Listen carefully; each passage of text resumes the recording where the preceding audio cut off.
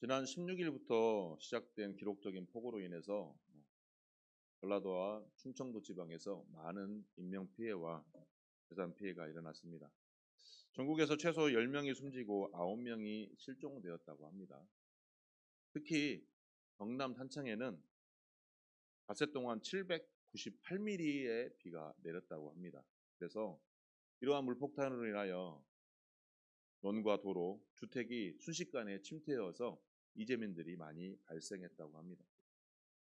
이처럼 천재지변 앞에 인간은 너무나도 나약한 존재입니다. 이러한 천재지변으로 인하여 고난을 당할 때 우리는 어떻습니까? 어떻게 나아갈 바를 알지 못하고 좌절하고 낙심할 때가 많습니다. 그러한 고난 가운데 하나님의 사람들인 우리 믿음의 사람들도 하나님 왜 이런 고난을 나에게 허락하십니까? 정말 하나님의 나를 보호하고 계십니까? 라고 원망 섞인 질문도 할 때가 있습니다. 그런데 오늘 본문의 말씀은 이러한 상황 속에서 이스라엘 백성들이 겪었던 하나님의 보호하심을 말씀하고 있습니다. 우리 하나님께서는 고난을 주시기도 하시지만 고난 가운데서도 우리를 보호하시는 분이십니다. 하나님께서 우리에게 고난을 허락하신다 하시더라도 우리는 그러한 고난의 현실 앞에서 흔들리지 말아야 합니다. 자, 이스라엘 백성들은 하나님의 뜻에 따라 출애굽의 길을 걷다가 눈앞에 홍해가 가로막히고 이제 뒤에는 애국 군대가 쫓아오는 상황 가운데 극심한 두려움에 빠졌습니다. 그래서 그들은 어떻습니까? 모세를 원망하며 차라리 애굽에서 고난을 받는 것이 더 낫겠다라고 말하면서 모세를 원망하며 하나님을 원망하였습니다. 자, 이들의 반응은 어떻습니까? 두려움 앞에, 현실 앞에서 신앙을 잃어버린 연약한 인간의 모습을 보여주고 있는 것입니다. 자, 이스라엘 백성들은 어떠했습니까? 출애굽기 2장에 보면 이스라엘 백성들은 애굽에서 종살이 할 때 우리들의 고통을 들으소서라고 하면서 하나님께 부르짖었습니다. 그러할 때 하나님께서는 그들의 고통을 들으시고 기억하시고 그들을 구원하시기 위하여 모세를 보냅니다. 하나님은 아브라함과 이삭과 야곱과 맺은 언약을 기억하시고 이스라엘 백성들을 구원해 내시겠다라고 이미 섭리하셨고 계획하셨습니다. 그런데 그러한 하나님의 약속은 고난 중에서도 하나님의 백성들을 향한 끝없는 관심과 보호를 하고 계신다는 것입니다. 출애굽기 2장 24절 말씀에 보면 하나님이 그들의 고통 소리를 들으시고라고 말씀하고 있습니다. 이스라엘 백성들은 이 당시에 말로만 전해 들었던 하나님이었습니다. 하지만 그 하나님께 부르짖었을 때 하나님께서는 그들의 고통의 소리를 들으셨다라고 말씀하고 있습니다.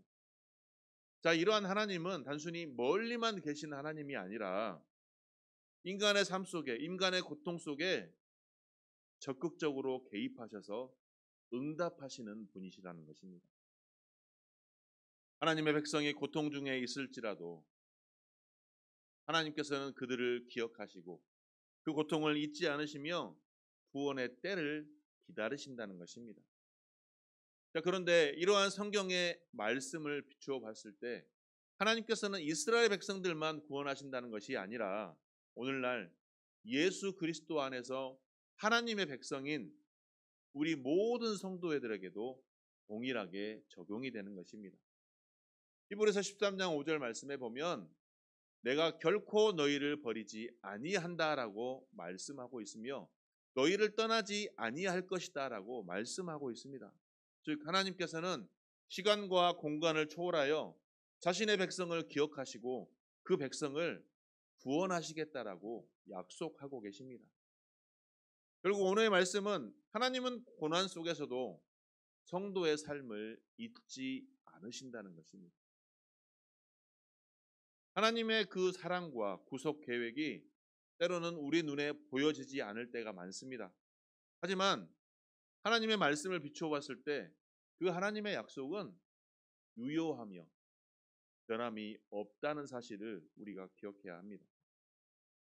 하나님께서 고난 중에도 우리를 잊지 않으신다는 진리는 우리가 살아가는 이 땅의 삶 속에 우리에게 큰 위로와 소망이 됩니다. 고난 중에 있을 때 우리 믿음의 사람들이 제일 먼저 하는 것이 무엇일까요? 하나님께 기도합니다. 하나님, 이 고난 가운데 나를 구원하여 주옵소서라고 기도하는데 기도가 응답되지 않을 때 우리는 어떠할까요? 하나님께 기도했을 때 내 문제가 해결되지 않고 하나님께서 침묵하시는 것처럼 느껴질 때 우리는 낙심하고 좌절합니다. 그러나 하나님께서는 출애굽기 2장에 이스라엘 백성들의 고통의 소리를 들으시고 기억하셨던 것처럼 우리의 고통의 소리를 들으시고 기억하고 계신다는 사실을 우리가 확신해야 됩니다. 그리고 그 하나님의 기억은 하나님의 시간에 맞춰서 응답하신다는 것입니다. 하나님의 시간에 맞춰서 구원의 시작이 이루어진다는 것입니다. 우리는 우리의 기도에 침묵하시는 하나님을 향해 응답에 없으시니 하나님은 나를 잊어버리신 것이 아니신가? 하나님은 계시지 않는 것이 아니신가라고 결론 짓는 것이 아니라 응답은 하나님의 때에 반드시 올 것이다라고 신뢰하며 인내하면서 기다려야 한다는 것입니다. 성도는 기도 속에 이러한 하나님의 언약을 붙들고 그 언약이 결코 무너지지 않는다는 믿음으로 하루하루를 승리의 삶으로 나아가야 한다는 것입니다. 그러면 나의 삶 속에 하나님의 응답을 기다리며 붙들어야 될 하나님의 약속이 무엇이겠습니까? 나의 삶 속에서 하나님의 약속을 어떠한 상황으로 기다리며 인내해야 할까요? 하나님께서 나를 향한 섭리와 약속은 내가 생각하는 것 이상으로 상황을 초월합니다. 자, 이스라엘 백성들의 상황은 어떻습니까? 출애굽해서 고난 가운데 가나안 땅을 향해 걸어가고 있습니다. 광야의 길을 걸어가고 있습니다. 하지만 그 상황은 점점 악화되어 갑니다. 이제 눈앞에 홍해가 닥쳤습니다. 걸어갈 수가 없고 나아갈 수가 없는 상황인데 바로 뒤에 누가 있습니까? 애굽의 군대가 있습니다. 하나님께서 우리를 구원하신다고 하셨는데 도저히 나아갈 수 없는 상황으로 아주 고난 속으로 걸어가고 있는 것입니다. 그때 이스라엘 백성들의 삶은 어땠을까요? 그때 이스라엘 사람들의 심령은 어땠을까요? 고통으로 가득 차 있었을 것이며 낙심과 좌절로 가득 차 있습니다. 그래서 오늘 본문 12절에도 우리가 애굽에서 당신의 이른 말이 이것이 아니냐 이르기를 우리를 내버려 두라. 제발 우리를 냅둬라. 애굽 사람을 섬기는 것이 즉 애굽에서 고통당하는 것이 광야에서 죽는 것보다 내가 더 낫다라고 불신앙의 모습을 보이고 있는 것입니다. 하지만 하나님은 우리의 고통을 들으시는 분이십니다. 누가 이 고통을 알아줄까라고 우리는 종종 말합니다. 나의 고통을 누가 알아주겠느냐라고 말하고 있지만 성경은 하나님께서 들으시고 하나님께서 기억하신다라고 말씀하고 있습니다. 그리고 그 고통을 외면하지 않으신다고 우리의 고통을 귀 기울이신다고 말씀하고 있는 것입니다. 나의 삶 속에 고난 중에 있다 할지라도 그 고난의 소리를 그 고통의 소리를 하나님께서 듣고 계시며 결코 잊지 않는다라고 말씀하시는 하나님의 섭리를 기억하시고 결코 흔들리지 않는 믿음의 반석 위에 설 수 있는 저와 여러분이 되기를 소망합니다. 이스라엘 백성들은 출애굽 직전에 하나님께서 애굽을 향해 역사하셨던 10가지 재앙의 사실을 눈으로 보고 체험했습니다. 그러나 조그만한 어려움이 닥치자마자 그 기억은 사라지고 원망의 목소리만 내었습니다. 고난 앞에서 원망이 터져 나오는 것은 평소에 나의 삶의 중심이 어디에 있는지를 알 수 있습니다. 나의 삶의 중심이 하나님께 있느냐 아니면 나의 삶의 중심이 그저 세상 속에 있느냐 오늘 우리의 삶이 고난이 닥쳤을 때도 원망과 불평이 나오는 것보다 하나님께서 나를 향한 그 계획하심이 그 고난 속에 무엇인지를 분별할 수 있는 우리의 삶이 되기를 소망합니다. 좋은 것을 주셨을 때만 신뢰하는 믿음은 결코 참된 믿음이 아닙니다. 진정한 믿음은 어려운 상황 속에서도 나를 향한 하나님의 뜻이 무엇인지를 분별할 수 있는 것입니다. 내가 혹여 지금 고난 속에 있습니까? 내가 지금 어려움 속에 있습니까? 그렇다면 그 상황 속에 나를 허락하신 하나님의 뜻이 무엇인지를 분별하며 하나님께 기도하며 나아갈 수 있는 저와 여러분이 되기를 소망합니다. 두 번째로, 그러한 고난도 주관하시는 하나님이라는 사실을 우리가 기억해야 하겠습니다. 본문 13절 말씀입니다. 다 같이 한번 읽겠습니다. 시작. 모세가 백성에게 이르되 너희는 두려워하지 말고 가만히 서서 여호와께서 오늘 너희를 위하여 행하시는 구원을 보라. 너희가 오늘 본 애굽 사람을 영원히 다시 보지 아니하리라.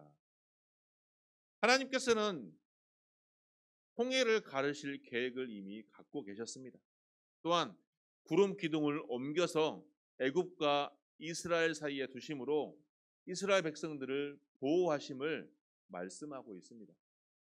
즉 고난의 순간에서도 모든 상황을 주관하시는 분은 바로 하나님이다라고 말씀하고 있습니다.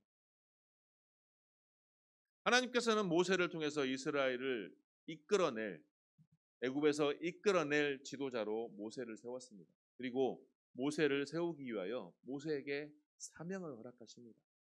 출애굽기 3장이 바로 모세에게 사명을 허락하시는 장입니다. 떨기나무 불꽃 가운데서 하나님께 모세는 사명을 받습니다. 그런데 그 부르심은 단순한 개인적인 부르심이 아니라 하나님의 구속 계획 속에 고난이라는 통로를 통해 그 구속의 계획이 어떻게 이루어질지를 보여주고 있는 것입니다. 그런데 이러한 고난은 단순히 우연히 일어나는 것이 아니라 절대적인 하나님의 주권의 적인 섭리 가운데 이루어지고 있다는 사실입니다. 모세는 어떠했습니까? 사실 모세는 애굽의 왕자로 축복된 자리에서 떵떵거리며 살 수 있는 상황 속에도 있었지만 하나님께서는 그를 훈련시키기 위해 광야로 내모르셨습니다. 그리고 그 광야에서 준비시키시고 이스라엘 백성의 고난을 통하여 구속사적, 역사적 사건들을 만들어 가십니다. 하나님은 또 어떠하십니까? 나는 스스로 있는 자라라고 선포하시면서 이스라엘 자손에게 가서 스스로 있는 자가 너희를 구원할 것이다라고 선포하라고 말씀하고 있습니다. 자, 이것을 통해 우리가 알 수 있는 것은 무엇일까요? 하나님께서는 고난도 허락하시는 분이시며 그 고난을 통해서 더 큰 구원을 이루어 간다는 것입니다. 단순히 하나님께서는 멀리서 지켜보시면서 명령하시는 분이 아니시라 직접 우리의 삶 가운데 개입하셔서 구원을 허락하신다는 것입니다. 그리고 구원을 허락하실 때 우리 인간을 통해서 그 구원을 이루어 가신다는 것입니다. 하나님의 계획 안에 고난이 있다는 진리는 사실 우리의 삶에 때론 불편함을 만듭니다. 하나님, 어차피 구원하실 거면 왜 나에게 고난을 주십니까? 고난이 아니라 그냥 평안한 삶 속에 나를 구원하여 줄 수도 있지 않겠습니까? 라고 말할 수 있습니다. 하지만 하나님께서 우리에게 주시는 고난은 준비할 수 있는 시간인 것입니다. 모세는 광야에서 40년을 외롭게 보냈습니다. 하지만 그 40년이 이스라엘 백성들을 애굽에서 이끌어낼 지도자로서 갖추어야 될 모든 덕목을 준비시키는 기간이었던 것입니다. 우리 인생의 광야 같은 시간을 살아갈 때 우리는 단순히 원망하고 불평하기보다는 하나님께서 나를 연단하고 하나님께서 나를 단련시키는구나라고 확신할 수 있어야 하는 것입니다. 제가 부교육자 시절을 겪으면서 많은 고난의 시간을 보낼 때도 있었습니다. 이루 말할 수 없는 고난의 시간 속에서 그 당시에는 하나님, 왜 제게 이러한 고난을 허락하십니까? 도대체 하나님의 뜻은 무엇입니까? 말씀하여 주옵소서. 이 고난을 내가 어떻게 이겨내야겠습니까? 너무나 힘이 듭니다라고 기도할 때가 많았습니다. 하지만 지나고 보니 그 고난의 시간 동안 그 고통의 시간 속에서 하나님의 계획하심은 저를 준비시키는 단계였던 것입니다. 그 고난과 고통의 시간이 없었더라면 모든 것을 바라볼 수 있는 눈을 하나님께서는 허락하지 않으셨을 것입니다. 여전히 제 마음속에 고통과 원망과 불평의 시간으로 성장하지 못하는 어리석은 사람이었을 것입니다. 우리 인생의 광야는 낭비가 아니라 훈련의 장임을 기억하시기 바랍니다.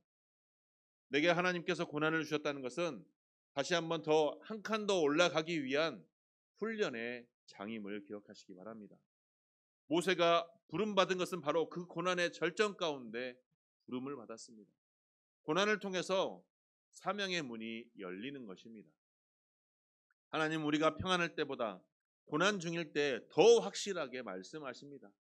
사명은 고난을 통과한 자에게만 주어지는 은혜이기 때문입니다. 내가 지나온 고난의 시간을 되돌아봤을 때 하나님의 은혜였습니다라고 고백할 수 있는 것이 바로 하나님께서 나를 붙들어 주신다는 사실이기 때문입니다. 그러한 하나님의 임재가 고난 속에서 더 선명하게 나타날 수 있습니다. 모세는 불타는 떨기나무 속에서 하나님의 임재를 경험하고 고통 가운데 있었지만 고난 가운데 있었지만 하나님께서 함께 하시기 때문에 견뎌낼 수 있었으며 이스라엘의 위대한 지도자로 세워질 수 있었던 것입니다.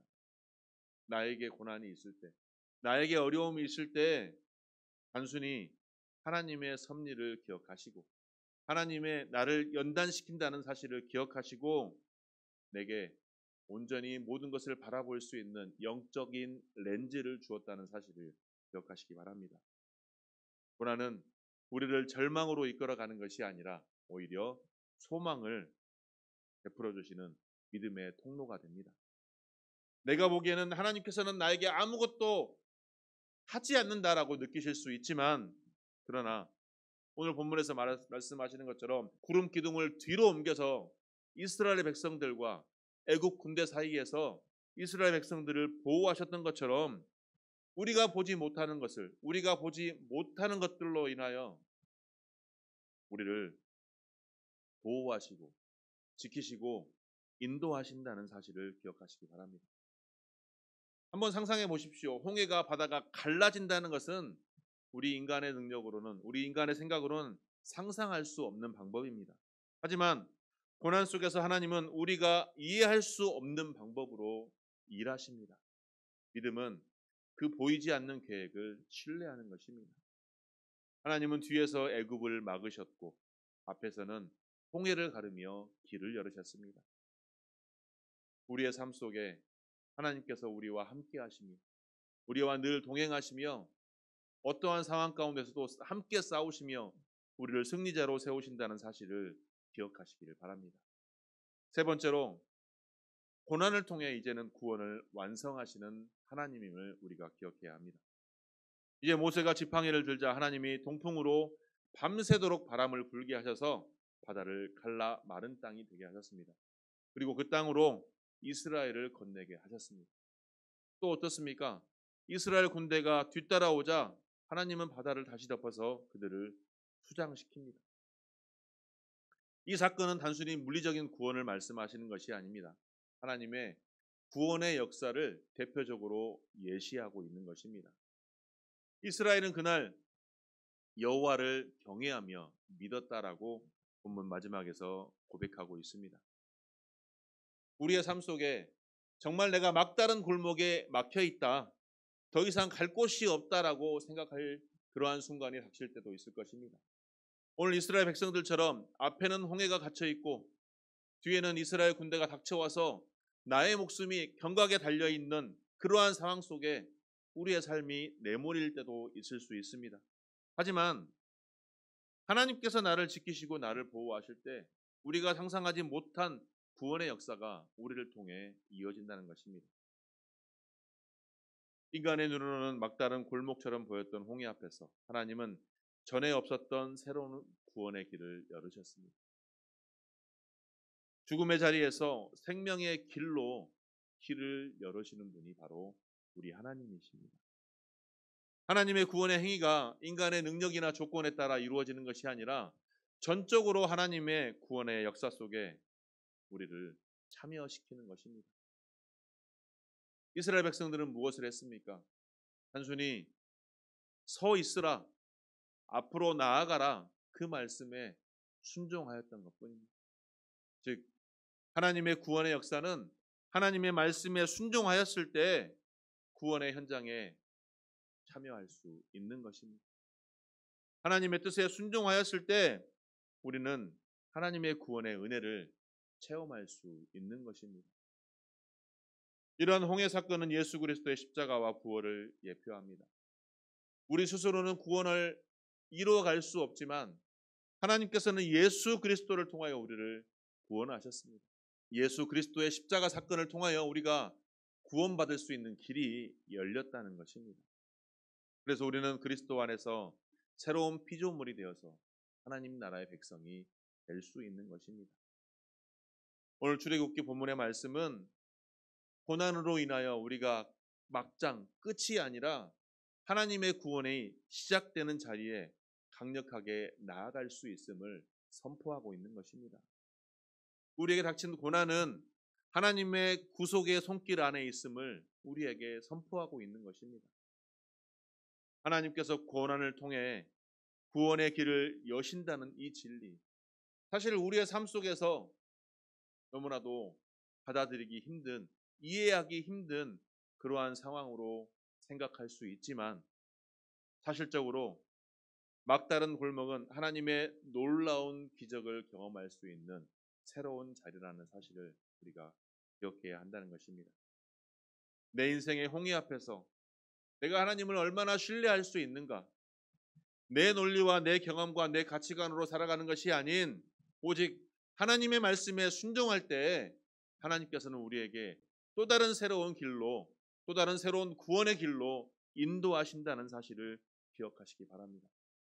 내 삶이 절박한 삶의 자리라면 내 그 삶의 위치에서 내가 무엇을 바라봐야 하겠습니까?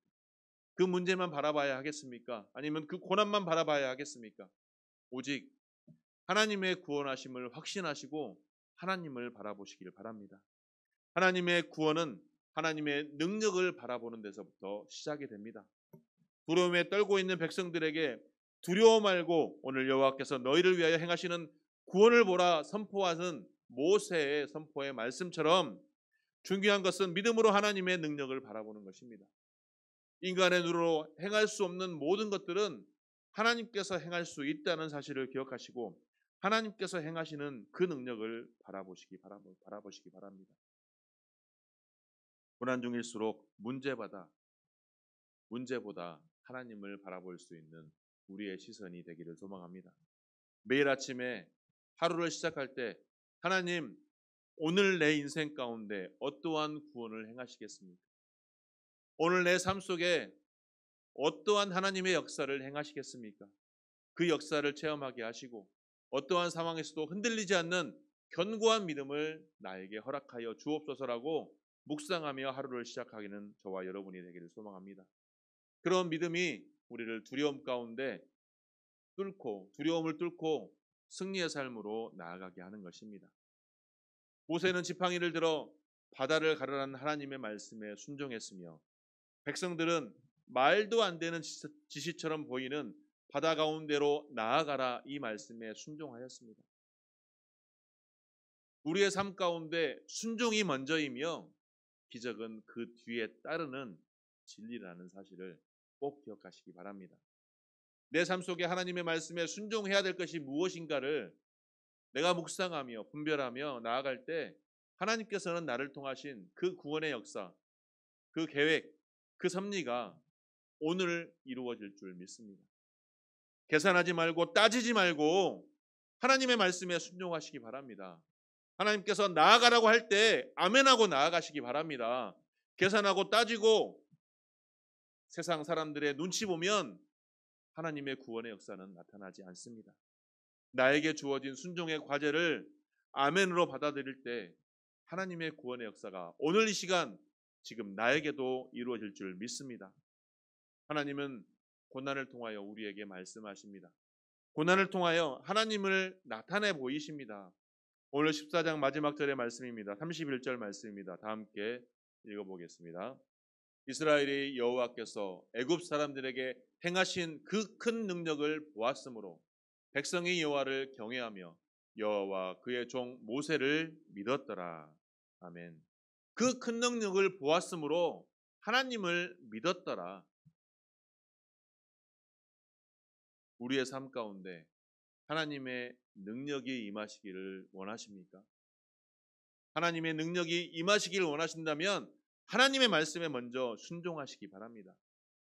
하나님의 말씀에 순종할 때 하나님의 역사는 오늘 나를 통해 나타나실 것이며 하나님을 아는 모든 사람들에게 하나님의 역사하심이 하나님의 기적이 나타날 줄 믿습니다. 내 인생의 고난 가운데 하나님을 더 깊게 알 수 있는 기회를 허락하신 그 하나님을 감사히 여기시기 바랍니다. 고난 이후에 고난 가운데 내가 더욱더 하나님을 바라볼 수 있는 그 눈이 떠졌다는 사실을 기억하시기 바랍니다. 나에게 고난을 허락하셨다는 것은 하나님과의 관계가 더욱더 신뢰의 관계로, 소통의 관계로, 교통의 관계로 나아갈 수 있는 복된 시간이라는 사실을 꼭 기억하시기 바랍니다. 하나님은 고난을 통해 구원의 길을 열어가십니다. 우리 성도의 삶에 막다른 골목 같은 위기의 순간에 하나님을 바라볼 수 있는 영적 눈을 뜰 수 있도록 성령님께서 우리를 도와주십니다. 믿음은 문제 해결을 추구하는 것이 아니라 그 문제를 통해 더욱더 하나님을 알아가는 깊은 인생의 여정으로 나아가는 길임을 기억하시고 고난 속에서도 승리할 수 있다는 확신을 우리에게 주시는 것입니다. 누구나 삶에서 우리는 홍해를 만나게 됩니다. 하지만 그 홍해는 나를 죽이기 위한 장벽이 아니라 하나님께서 하나님의 능력과 구원을 나타내시기 위한 무대라는 사실을 기억하시기 바랍니다. 하나님의 능력을 믿고 내 앞에 홍해도 갈라서게 만드는 하나님의 그 능력을 믿고 믿음으로 나아가시기 바랍니다. 그러할 때 하나님의 구원의 역사가 오늘 나에게도 임할 줄 믿습니다. 오늘 우리에게도 임할 줄 믿습니다. 그래서 하나님의 그 놀라운 능력을 믿고 더욱더 하나님과 믿음의 관계, 신뢰의 관계, 소통의 관계, 교통의 관계가 이루어지는 저와 여러분이 되기를 주님의 이름으로 축원합니다. 한 여성 선교사가 아프리카 오지에서 사역하던 중에 한밤중에 원주민에게 둘러싸여 죽음의 위기 가운데 있었다고 합니다. 도망갈 수도 없었으며 구원의 도움을 청할 수 있는 그러한 상황이 다 막혀 있었다고 합니다. 그래서 그녀는 무릎을 꿇고 하나님께 기도했다고 합니다. 하나님, 나를 보호하여 주옵소서, 나를 방패가 되어 주옵소서라고 간절히 기도했다고 합니다. 그런데 다음 날 아침이 되었고 아무 일도 없이 원주민은 돌아가게 되어 사역을 계속 할 수 있었다고 합니다.